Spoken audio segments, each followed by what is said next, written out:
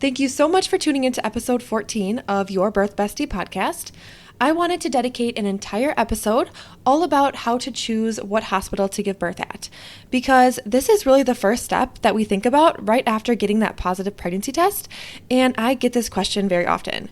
So maybe you can relate to this, and hopefully you find this information helpful as you start your journey, or maybe you're further along in your pregnancy and considering switching providers or hospitals too, so this will be helpful for you.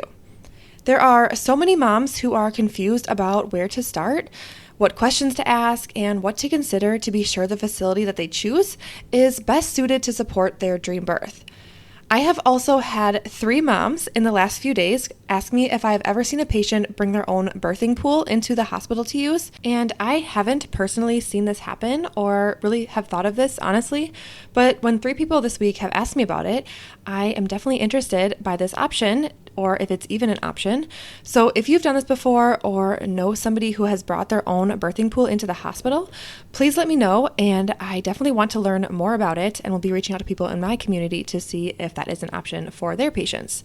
Because having options like a water birth or a tub to labor in for pain management is a huge part of the decision-making process, and we will talk about this in a little bit too. Hey there, I'm Beth Connors, a midwife and mom of 2, but also your birth bestie. In this podcast, we'll dive deep into everything you need to feel confident, prepared, and in control, from baby bump to delivery room, from practical tips to personal stories. We'll cover it all so you know exactly what to expect every step of the way. Let's get into it. So like I mentioned, we are talking today all about deciding what hospital to give birth at, and really what birth setting in general.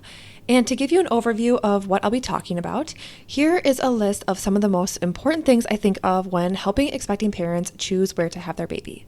So the first thing is, what kind of birth are you envisioning, like unmedicated or medicated? And are there health concerns for you or your baby that put you at high risk that you already know about? Are you open to alternative birth settings like home or birth center?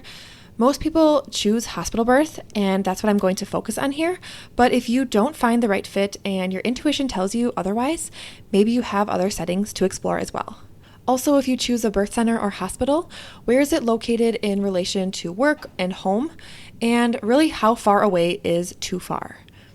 Also, are there any considerations you'd like to think about, like VBAC-friendly hospitals, or are you planning to get your tubes tied? Because believe it or not, some hospitals or providers don't offer these services, so you definitely have to check on those things ahead of time. And the last thing is, what is the atmosphere in the hospital like? And I will talk about how to get the scoop, the behind the scenes of how you'll really be treated in labor in the hospital that you choose. And between being a patient, a nurse, and now a midwife, I am familiar with either the patient experience or the behind the scenes as a staff member in at least 7 hospitals in Wisconsin in various cities near me. One was an LDRP, so labor, delivery, recovery, postpartum unit, where everything happens in the same room from the time that you are admitted to the time that you discharge. And most of the other hospitals were high-risk labor and delivery units where we cared for the earliest gestations, like 23 or 24 weeks, and really, really sick moms. And then a couple of the other birthing centers were more intimate, where they were still connected to the hospital, but those are really the locations that I've had my own experiences in a nutshell. One of the biggest takeaways from my experiences that, of course, you already are aware of, and that's probably why you're listening to this episode, is that the hospital where you choose to have your baby has a big influence in your entire birth experience. And yes, I say choose because it's rare to have only one option of provider or one location option. There are various factors to consider with your partner to make the best choice for you. You really have to consider the culture of the hospital because that absolutely plays a huge role in your labor and delivery experience, and you want to be sure that the location you choose is the place where you feel safest and you have the best support. So the first thing to think about is, if you're planning on using insurance, where are you covered? You may be limited on in-network options, but if you call the number on the back of your insurance card, that member services line, it's really, really easy to talk to somebody and have them give you a list of providers that would be in-network, and you can then ask for more information on your detailed benefits. And they can give you a breakdown over the phone or send you a detailed document via email with it all spelled out if that's helpful. I am a visual person, so when my insurance company emailed me the list, it was really, really helpful. And I could then do my own research on each provider and take notes on that list that I printed out. And just to clarify too, that some doctors are listed in various hospital directories. So just be sure that whoever you choose is covered under your plan and actually delivers at the location that you prefer to give birth at once you decide. I kind of had a weird experience with my first pregnancy where the hospital I gave birth at didn't have any midwives available for deliveries, but I could see the only midwife for my prenatal care, which I liked, but then I just got a random doctor when I was on the labor and delivery unit, and it was a teaching hospital, so there was a lot of people on my care team that I didn't know anything about. So I definitely don't recommend this, but if I knew better at the time, and that was my only option, I would just have known to communicate better and made sure that my wants were spoken for, rather than just succumbing to whatever the doctor at the hospital, usually does. I definitely wasn't a fan of that. And it was a factor for me not having control over my first birth. The next thing to think about, and it's okay if you don't have this fully figured out yet, is what kind of birth are you envisioning for yourself? Are you planning an unmedicated birth or an epidural? Are there health concerns for you or your baby that put you at a higher risk where the hospital would be maybe more suitable for you? I usually recommend moms figure out first what their general vision of their birth goals are and then work backwards from there. You want to know the end goal and then figure out everything that has to be in place in order for that to happen. So, for example, if you want an unmedicated birth, you should be in a place that is comfortable supporting women who have unmedicated births. For some, this may mean that they want a home birth, and that's great. But many people choose hospital birth, and it's important you can be well supported there as well. So here are several things to consider asking before you decide where you want to give birth at. And a side note, you can call the hospital mainline or operator and then be asked to transfer to that labor and delivery manager and talk to them as well to get some of your questions answered. And you can also use friends and family in the area who have had different birth experiences from different locations and ask about their experiences to hear what they think. But here's some general questions that I always recommend clients asking. So the first is if hydrotherapy is available. Things like, a tub or a shower. And if there are, then is there a tub in each room? Is there one or two tubs on the entire unit and they're in separate rooms, so you'd have to walk from your labor room to like the hydrotherapy room? Or are there inflatable pools available?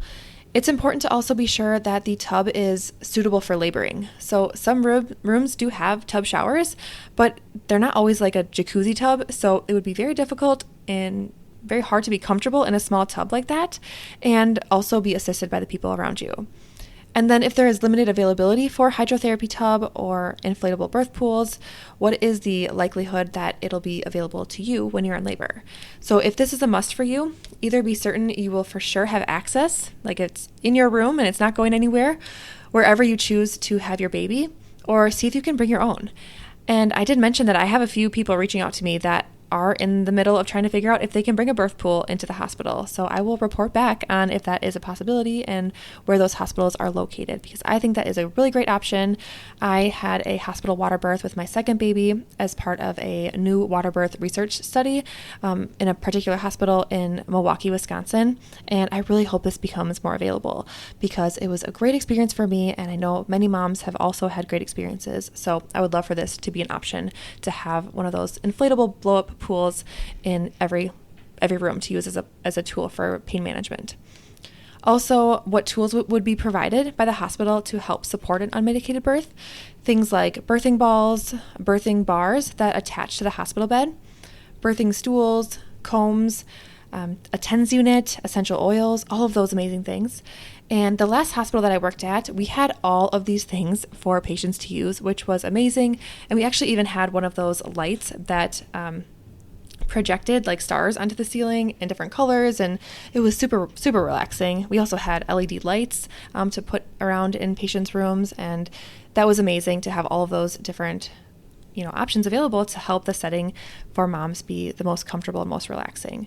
But definitely ask for sure if this is something that you will have to bring, things like, TENS unit, essential oils, all of those different things, because it is not the majority that hospitals have all of these things. So if it's a must in labor, bring it yourself, make sure it's available to you.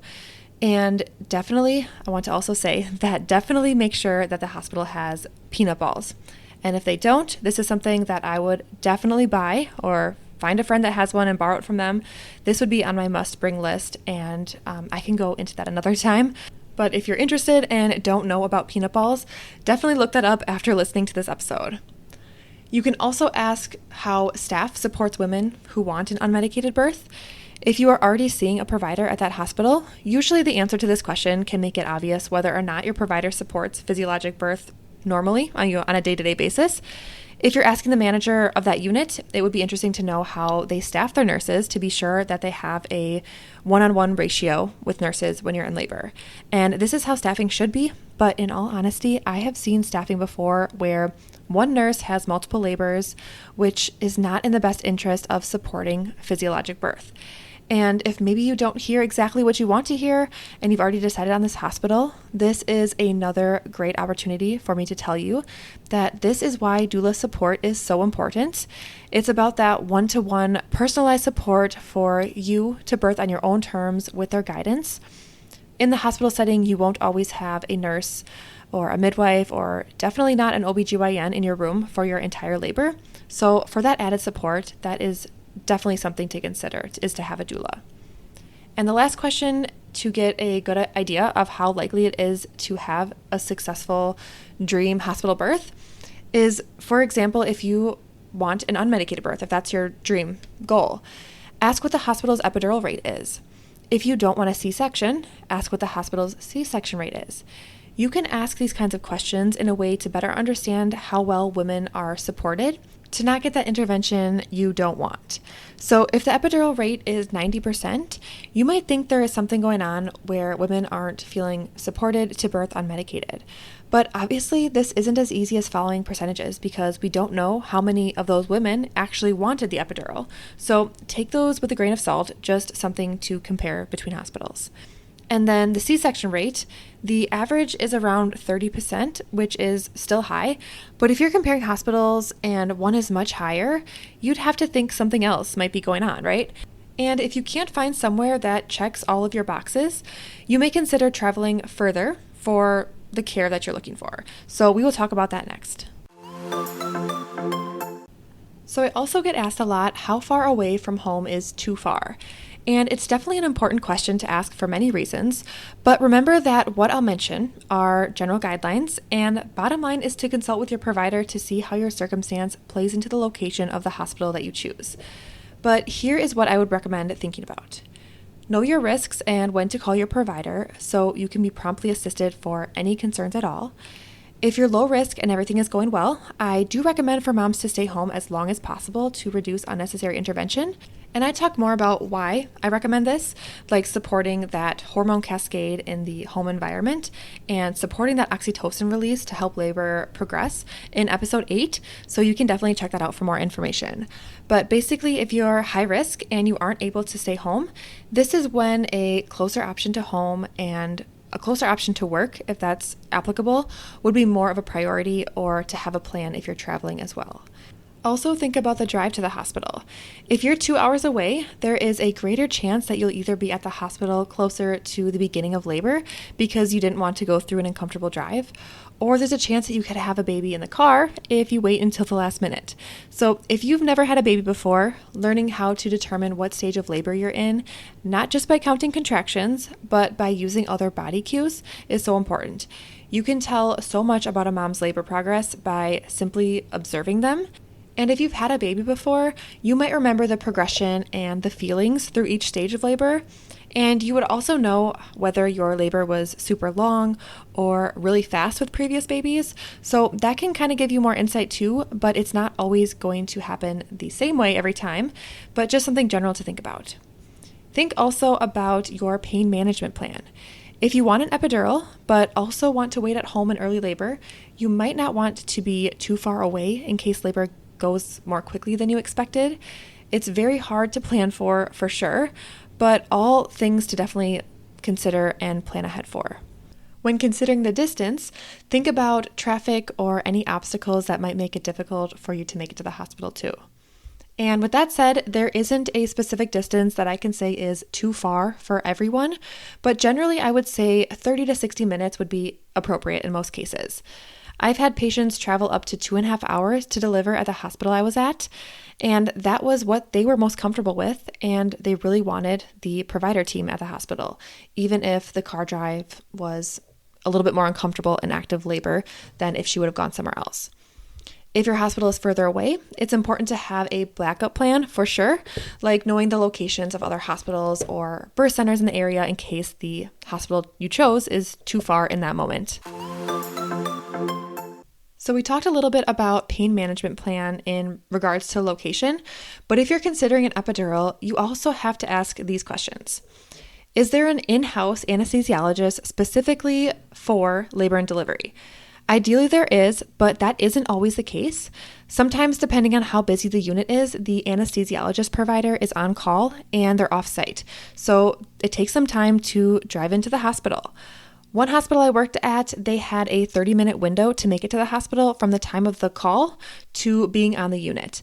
And then, of course, it would take time for them to go through your chart and set up the epidural procedure, things like that. So you're looking at a lot longer of a wait, but that's not always necessarily a bad thing. It works well in a lot of places. Just know this beforehand if you're considering one, so you have an idea of when to ask for it and how long to expect the epidural. Also, some hospitals have anesthesiologists that are hospital-wide, so not just there to serve the labor and delivery unit. They may have another emergency on a different floor, which would possibly delay you getting an epidural because sick patients do take precedence over pain relief, as much as that sucks in the moment when you're planning for it, but definitely something to plan ahead as part of your birth plan. And now for a few other considerations. This is my advice on how to get the scoop behind the scenes of how you'll actually be treated when you're on the labor and delivery unit. Of course, family and friends will probably share their experiences, and you can ask around for recommendations or different hospitals or providers for sure, or ones to avoid. But local Facebook mom groups are actually my go-tos for this kind of thing. You can connect with other moms in the area and hear their perspectives. And for me, I'm someone that reads all of the reviews on Amazon before I buy a product to purchase. So why not get the same kind of reassurance before choosing a provider for your birth? Also, if you're planning a VBAC, which is a vaginal birth after cesarean, you want to go to a VBAC-friendly hospital and a VBAC-friendly provider. This is not always supported, so ask early on in pregnancy if you have a history of a previous C-section to see if they only support a repeat C-section and not a TOLAC, which is a trial of labor after cesarean. Also, know whether a location is a teaching hospital or not. This is where residents and medical students practice alongside board-certified OBGYNs.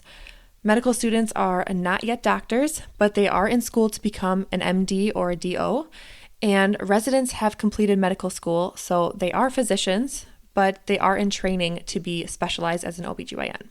You may or may not want students in your birth setting, so that is something to consider ahead of time if your hospital is a teaching hospital. It can be a rewarding experience though, but definitely isn't something for everyone, and that's totally okay if you're not comfortable with that. And then if you're done having children and are interested in getting a tubal ligation or getting your tubes tied, some hospitals or some providers don't actually offer this service due to religious reasons. So if you're planning for sterilization after your baby is born, you'll likely want to be in a hospital where that is supported. So to wrap this all up, I want to say that the most important part when you are going through all of these things and feeling maybe overwhelmed, choosing what place will be the best, because I know you don't want to make the wrong choice, but I want you to remember to trust your instincts, consider your personal preferences, and know that it's really just about you feeling comfortable and supported wherever you choose. I also want to reassure you that if you don't find that perfect hospital and the perfect provider, because we know that's not always the case, no matter if you only have one option of provider and you don't really like them, you can still have an amazing hospital birth. I have worked with so many women who are so nervous about their provider not allowing them to do certain things, or not feeling confident enough to advocate for themselves, or just generally nervous about the unknowns of childbirth. But the success I have seen mamas have proves they can absolutely take control of their birth no matter what. Thank you so much for listening to this episode of Your Birth Bestie podcast. If you would love more support preparing for birth and you care about having an autonomous and informed hospital experience, my self-paced online birth course called Hands Off Hospital Birth is just that. I would love for you to join this course, which includes my private online community where I'll answer your questions and you can connect with other moms too to get all of the support you need. I am so glad that you are learning more about how to take control of your birth, starting with the hospital you are going to have your baby at. Shoot me a message on Instagram, and I would love to chat further to see if this would be a good fit for you. Thank you so much for being here today, and I will be back next Tuesday for another episode.